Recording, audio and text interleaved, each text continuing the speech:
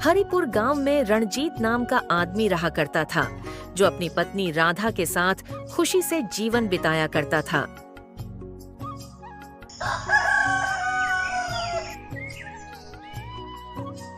अरे ओ रंजीत, सुन तो। क्या बात है बाबूलाल भाई? जमींदार साहब तुझे मिलना चाहते हैं। मुझे मिलना चाहते हैं? क्यों? अरे वो तेरी फसल खरीदना चाहते हैं। जल्दी जा, जमींदार साहब से मिल। सुना है तुम्हारी फसल बहुत अच्छी होती है। क्या इस बार की फसल तुम हमें बेचना चाहोगे? बाजार के मुकाबले अच्छा दाम दे दूंगा। ये तो हमारे लिए खुशी की बात है साहब। तो फिर ठीक है, जब फसल तैयार हो जाएगी हमें बता देना। हम आदमी भेज देंगे तुम्हारी फसल काटने में मदद करने, और पैसे घर भेज देंगे।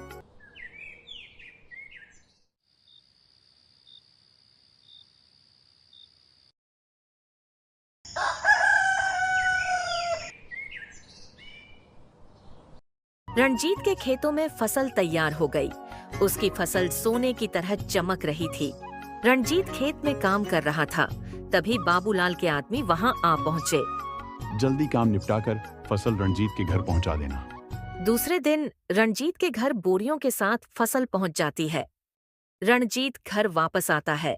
राधा को बताता है कि अब घर के हालात ठीक हो जाएंगे, लेकिन बाद में घर में चोरी हो जाती है। सुनिए, घर में चोरी हो गई है। हमारी सारी पुरियां गायब हो गई हैं। क्या? फिर तो बात करनी पड़ेगी। रणजीत और बाबूलाल जमींदार के घर जाते हैं। तुम सब खाली हाथ क्यों आ रहे हो? साहब, कल रात हमारी घर में चोरी हो गई। क्या तुमने किसी और को तो नहीं दिया था? नहीं सेठ जी, हम सच बोल रहे हैं।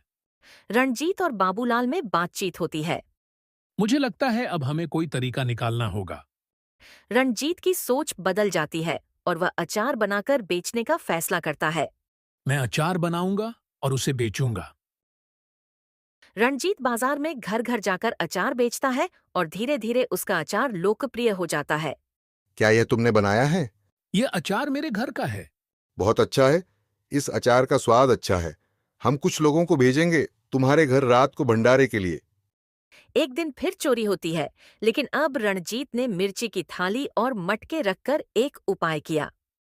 रात को जब चोर मटके खोलने की कोशिश करते हैं, मिर्ची उनके ऊपर गिर जाती है और वे अपनी आंखों में जलन से चिल्लाते हैं। देखो, अब क्या हुआ? तुम लोग चोरी करने क्यों आए थे? बाबूलाल ने हमें भेजा था। बाबूलाल को अब तुमसे यह सिखाना होगा कि जैसा करोगे वैसा भरोगे। इसके बाद रणजीत ने बाबूलाल को पुलिस के हवाले कर दिया और उसकी दुकान पर लोग अचार खरीदने आने लगे। अब से किसी को चोरी करने की हिम्मत नहीं करनी चाहिए। अब रणजीत के घर में कभी कोई चोरी नहीं हुई और उसका व्यापार अच्छा चलने लगा।